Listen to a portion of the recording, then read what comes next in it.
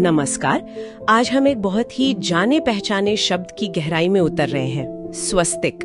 हम सब इसे एक मंगल चिन्ह मानते हैं, पर क्या इसका असली मतलब वो ही है जो हम आमतौर पर समझते हैं? आज हमारे पास राकेश कुमारी जी का विश्लेषण है।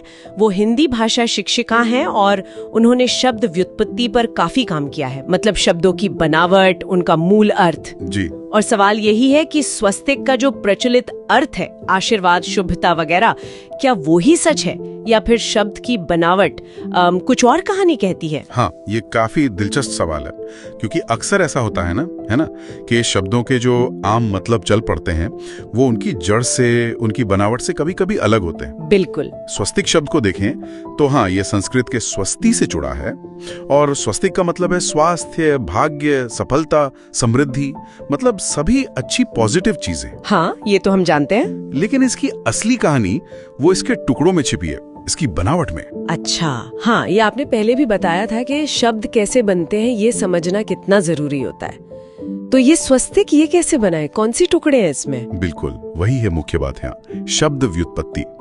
तो देखिए, स्वस्तिक शब्द में मूल रूप से 3 हिस्से हैं।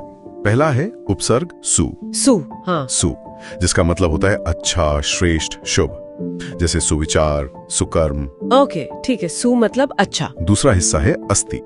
ये क्रियामूल अस धातु से बना है। अस मतलब होना, अस्तित्व में होना, सत्ता। अस्थि होना, ठीक है। सु अच्छा, अस्थि होना। और तीसरा है प्रत्यय क प्रत्यय अक्सर कर्ता को दिखाता है, मतलब करने वाला, जैसे लेखक, पाठक, उसमें क होता है आखिर में। बिल्कुल सही, वही का। तो अब इन तीनों को जोड़िए। अच्छा, सु अस्थि क। सु मतलब शुभ, अस्थि मतलब सत्ता या होना, और क मतलब करने वाला। तो ये क्या बना? शुभ सत्ता में करने वाला, नहीं, सत्ता में शुभ करने वाला। एकदम सही पकड़ा।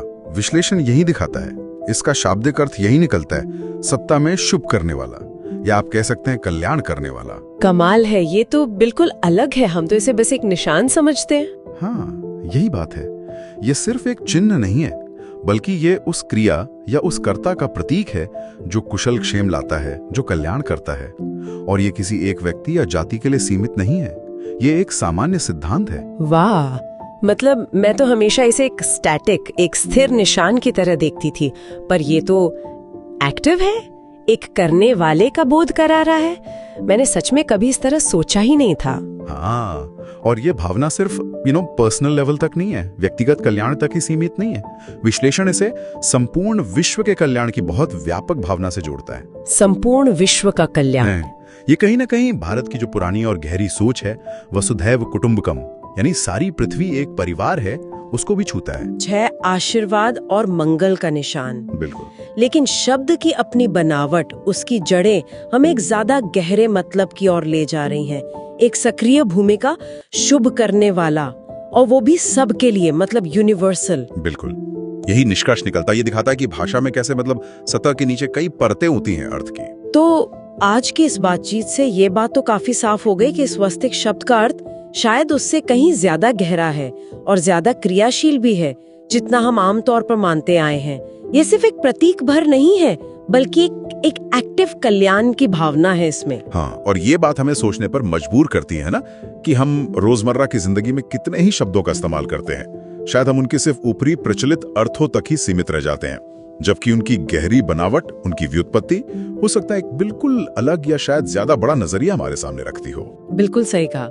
और शायद यही सवाल हम अपने श्रोताओं के लिए भी छोड़ सकते हैं कि शब्दों की जड़ों को खोजना, उनकी बनावट को समझना, क्या इससे हमारे विचारों पर, दुनिया को देखने के हमारे तरीके पर भी कोई असर पड़ सकता है?